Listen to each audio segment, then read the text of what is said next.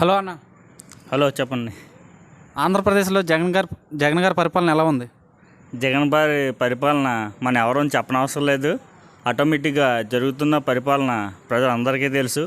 ఏ విధంగా చేస్తున్నారో ఏటనేది ప్రజలు గ్రహిస్తున్నారు. దాని విధంగా ప్రతి ఒక్కరు కూడా ఈరోజు మాకు జగనే కావాలని ప్రతి ఒక్కరు కోరుకుంటున్నారు. అంటే సంక్షేమ పరంగా, అభివృద్ధి పరంగా చూస్తే సంక్షేమ పథకాలు ఏటేటి వస్తున్నాయి ప్రజలకి?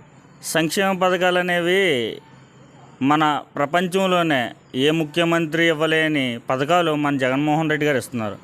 ఎందువల్లంటే ఇంతకుముందు గత పాలకులను చూసాం మనం. ఏ రోజు కూడా ఇచ్చిన పథకాలు ఒకటి అమలు చేసిన పాపాన పోలేదు. ఈరోజు జగన్మోహన్ రెడ్డి గారు చెప్పిన దానికంటే ఎక్కువ పథకాలు ప్రతివి కూడా ప్రజల చెంతకే, ప్రతిగా డైరెక్ట్ బెనిఫిషన్ అంటే డైరెక్ట్ అకౌంట్కి జమ చేయడం అనేది చాలా గొప్ప విషయం. ఇన్నాళ్ళైతే ఏ పథకం కావాల్సిన వాలంటరీ వ్యవస్థ వచ్చిన కాడి నుంచి, ఈరోజు వాలంటరీ వ్యవస్థ వచ్చిన కాడి నుంచి ప్రతిదీ కూడా మన ఇంటికి వస్తున్నాయి. ఇన్నాళ్ళ గత ప్రభుత్వంలో ప్రతిదీ కూడా జన్మభూమి కమిటీలు పెట్టి డబ్బులు దోచుకొని, లేదంటే నాయకుడి కాళ్ళు పట్టుకునో లేదంటే ఏదో చేసుకున్నా సరే ఎవరికి ఇదయ్యేది కాదు. ఈరోజు అలా జగన్మోహన్ రెడ్డి గారు ప్రజలకు ఆ ఇబ్బంది ఉండకూడదు, అలాగని వాలంటీర్లు తీసుకొచ్చి ప్రతి వాలంటీర్ కూడా ఫస్ట్ తారీఖే ప్రతి ఒక్కరికి కూడా పెన్షన్లు ఇచ్చే ఒక గొప్ప నిర్ణయం తీసుకున్న వ్యక్తి మన ముఖ్యమంత్రి వైఎస్ జగన్మోహన్ రెడ్డి గారు. అలాగే అమ్మఒడి వస్తుంది కదా. అమ్మఒడి అనేది చాలా గొప్ప వరం పిల్లలకి. మాలాంటి చదివించుకోలేని పిల్లలు చాలామంది ఉన్నారు ఈ రాష్ట్రంలో. ఇన్నాళ్ళు కోఆపరేటివ్ స్కూళ్ళు సపోర్ట్ చేసేవారు, ప్రైవేటు స్కూళ్ళు సపోర్ట్ చేసేవారు. ఇప్పుడు గవర్నమెంట్ స్కూళ్ళు నాడు నేడని, గోరుముద్దని, అమ్మఒడని ఇటువంటి గొప్ప కార్యక్రమాలు పెట్టి జగన్మోహన్ రెడ్డి గారు పేద పిల్లలకి మంచి విద్యను అందిస్తున్నారు. ఈరోజు ఇంగ్లీష్ బడికి వెళ్ళి చదువుకోవాలంటే చదివించుకున్నంత స్తోమత లేదు ప్రజలకి. ఈరోజు జగన్మోహన్ రెడ్డి గారు వచ్చిన తర్వాత ప్రతి పిల్లోడు గవర్నమెంట్ స్కూల్లో ఇంగ్లీష్ మీడియం చదువుతున్నాడు. అది దానికి కారణం మన ముఖ్యమంత్రి జగన్మోహన్ రెడ్డి గారే. అంటే ఇంతకుముందు స్కూల్ చూశారు, ఇప్పుడు కొత్తగా జగన్మోహన్ రెడ్డి గారు కొత్త స్కూల్గా తయారు చేశారు కదా, ఎలా ఉన్నాయి స్కూల్స్ అనేది చూడండి ఒకసారి.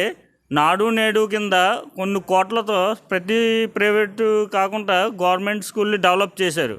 డెవలప్ చేసిన కాడికి ప్రతి పిల్లలు కూడా ఈరోజు కొన్ని స్కూల్లో చూసుకుంటే అడ్మిషన్ దొరకట్లేదు. ఎందువల్లంటే జగన్మోహన్ రెడ్డి గారు కోఆపరేటివ్ స్కూల్ మించిపోయి గవర్నమెంట్ బడులను తయారు చేశారు. అంటే 8, 9, 10వ తరగతి పిల్లలకి ట్యాబ్లు ఇస్తున్నారు కదా, అవి ప్రతిపక్షాలు అంటున్నాయి అందులో అవి చూస్తున్నారు అంటున్నారు. దానివల్ల ఉపయోగం ఉన్నదా లేదంటారా? చాలా తప్పు అన్నది.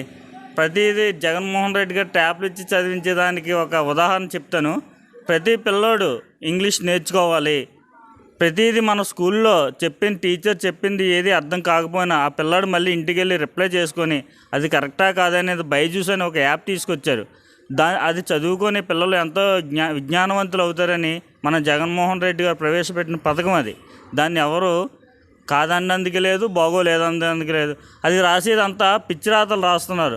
జగన్మోహన్ రెడ్డి గారి మీద అది ద్వేషతో రాస్తున్నారు తప్ప అలాగని పిల్లలు చదువుకుంటున్నారు. ఈరోజు ట్యాపుల్లో శుభ్రంగా చదువుకుంటున్నారు.